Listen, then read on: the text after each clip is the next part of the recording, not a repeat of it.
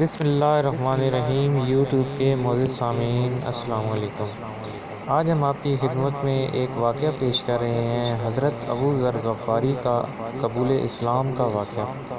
تو آئیے چلتے ہیں اپنے واقعے کی طرف۔ حضرت ابو ذر غفاری رضی اللہ تعالی عنہ مشہور صحابی ہیں، جو بعد میں بڑے زاہدوں اور بڑے علماء میں سے ہوئے۔ حضرت علی رضی اللہ تعالی عنہ کا ارشاد ہے کہ ابو ذر رضی اللہ تعالی عنہ ایسے علم کو حاصل کیے ہوئے ہیں جس سے لوگ عاجز ہیں، مگر انہوں نے اس کو محفوظ کر رکھا ہے۔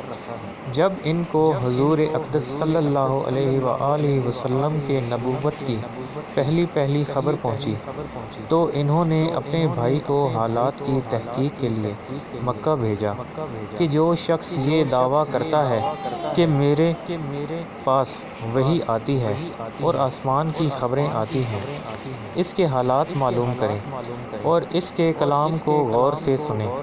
وہ مکہ مکرمہ آئے اور حالات معلوم کرنے کے بعد اپنے بھائی سے جا کر کہا کہ میں نے اس کو اچھی عادتوں اور عمدہ اخلاق کا حکم کرتے دیکھا ہے، اور میں نے ان سے ایک ایسا کلام سنا جو نہ شاعر ہے نہ کاہنوں کا کلام ہے۔ حضرت ابو ذر غفاری رضی اللہ تعالی عنہ کی اپنے بھائی کی بات سن کر تسلی نہ ہوئی تو خود سامان سفر باندھا اور مکہ پہنچے اور سیدھے مسجد حرام میں گئے۔ حضور صلی اللہ علیہ وآلہ وسلم کو پہچانتے نہیں تھے اور کسی سے پوچھنا مصلحت کے خلاف سمجھا۔ شام تک اسی حالت میں رہے۔ حضرت علی رضی اللہ تعالی عنہ نے دیکھا کہ ایک پردیسی مسافر ہے۔ مسافروں کی، غریبوں کی، پردیسیوں کی خبرگیری، ان کی ضرورتوں کو پورا کرنا ان حضرات کی گھٹی میں شامل ہوا تھا، اسی لیے ان کو اپنے گھر کے آئے میزبان فرمائی، لیکن ان سے پوچھنے کی کچھ ضرورت نہ سمجھی کہ کون ہو اور کہاں سے آئے ہو۔ مسافر نے بھی کچھ ظاہر نہ کیا۔ صبح کو پھر مسجد آ گئے۔ دن پھر اسی حال میں گزرا کہ خود پتہ نہ چلا اور دریافت کسی سے کیا نہیں۔ غالباً اس کی وجہ یہ ہوگی کہ حضور صلی اللہ علیہ وآلہ وسلم کے ساتھ دشمنی کے قصے بہت مشہور تھے۔ آپ صلی اللہ علیہ وآلہ وسلم کو اور آپ کے ملنے والوں کو ہر طرح کی تکلیفیں دی جاتی تھیں۔ دوسرے دن شام کو بھی حضرت علی رضی اللہ تعالی عنہ کو خیال ہوا کہ پردیسی مسافر ہے، بظاہر جس غرض کے لیے آیا ہے وہ پوری نہیں ہوئی، اسی لیے پھر گھر لے گئے اور رات کو کھلایا اور پھر سلا دیا، مگر پوچھنے کی اس رات کو نوبت نہ آئی۔ تیسری رات کو پھر یہی صورت ہوئی تو حضرت علی رضی اللہ تعالی عنہ نے دریافت کیا، فرمایا کہ تم کس کام سے آئے ہو، کیا غرض ہے؟ تو حضرت ابو ذر رضی اللہ تعالی عنہ نے پہلے ان کو قسم اور عہد و پیمان دیے اس بات کے کہ وہ صحیح بتائیں، اس کے بعد اپنی غرض بتلائی۔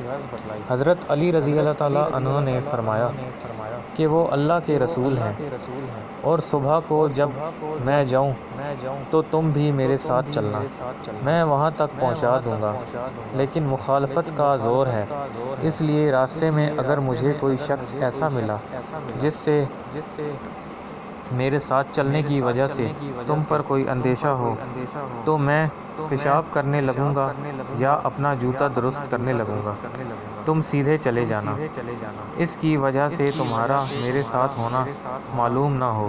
چنانچہ صبح کو حضرت علی رضی اللہ تعالیٰ عنہ کے پیچھے حضور کی خدمت میں پہنچے۔ وہاں جا کر بات چیت ہوئی اور اسی وقت مسلمان ہو گئے۔ حضور اقدس صلی اللہ علیہ وآلہ وسلم نے ان کی تکلیف کے خیال سے فرمایا کہ اپنے سلام کو بھی ظاہر نہ کرنا، چپکے سے اپنی قوم میں چلے جاؤ، جب ہمارا غلبہ ہو جائے اس وقت چلے آنا۔ انہوں نے عرض کیا، یا رسول اللہ صلی اللہ علیہ وآلہ وسلم، اس ذات کی قسم جس کے قبضے میں میری جان ہے، اس کلمہ توحید کو ان بے ایمانوں کو بیچ چلا کے پڑھوں گا۔ چنانچہ اسی وقت مسجد حرام میں تشریف لے گئے اور بلند آواز میں کلمہ بلند کیا۔ ان کی اس آواز کو سن کر چاروں طرف سے لوگ اکٹھے ہوئے اور اس قدر مارا کہ آپ مرنے کے قریب ہو گئے۔ حضور صلی اللہ علیہ وآلہ وسلم کے چچا حضرت عباس رضی اللہ تعالی عنہ، جو اس وقت تک مسلمان بھی نہیں ہوئے تھے، ان کے اوپر بچانے کے لیے لیٹ گئے اور لوگوں سے کہا کہ کیا ظلم کرتے ہو؟ یہ شخص قبیلہ غفار کا ہے اور یہ قبیلہ ملک شام کے راستے میں پڑتا ہے۔ تمہاری تجارت وغیرہ سب ملک شام کے ساتھ ہے۔ اگر یہ مر گیا تو شام کے لوگوں کا آنا جانا بند ہو جائے گا۔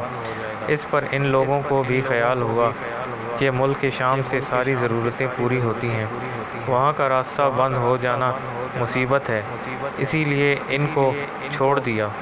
دوسرے دن پھر اسی طرح انہوں نے جا کر بلند آواز میں کلمہ پڑھا اور لوگ اس کلمے کے سننے کی تاب نہ لا سکے، اس لیے ان پر ٹوٹ پڑے۔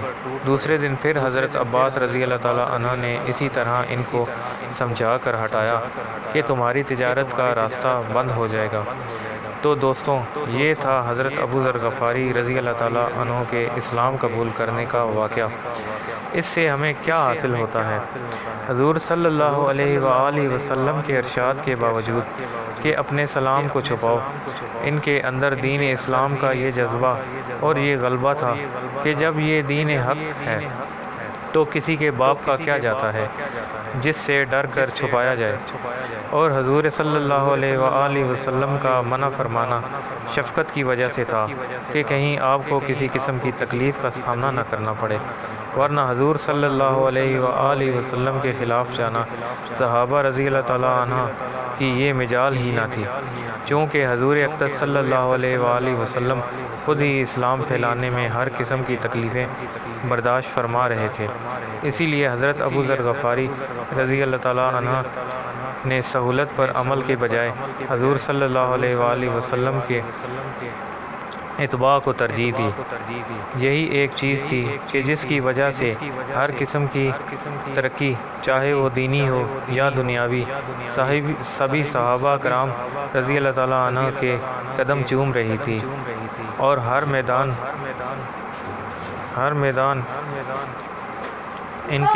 ان کے قبضے میں تھا۔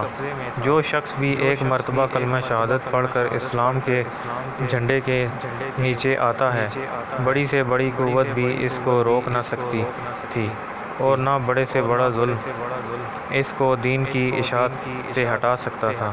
دعا ہے کہ اللہ تعالی ہم سب کو بھی صحابہ کرام رضی اللہ تعالیٰ عنہ کے نقش قدم پر چلنے کی توفیق عطا فرمائے۔ آمین یا رب العالمین۔